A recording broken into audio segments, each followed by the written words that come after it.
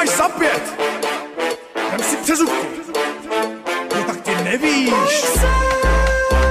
Já mám času dost. Gareš, k tabuli. Tak pojď se. Zvoní pro mě.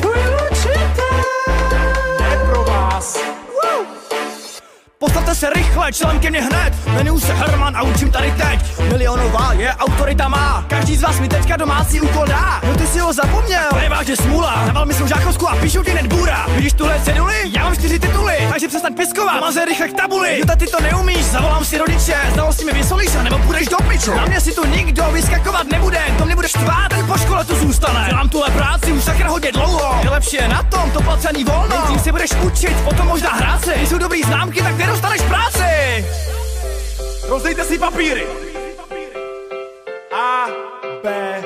A, B. Končíme. Odložte propisky. Kdo se hlásí dobrovolně?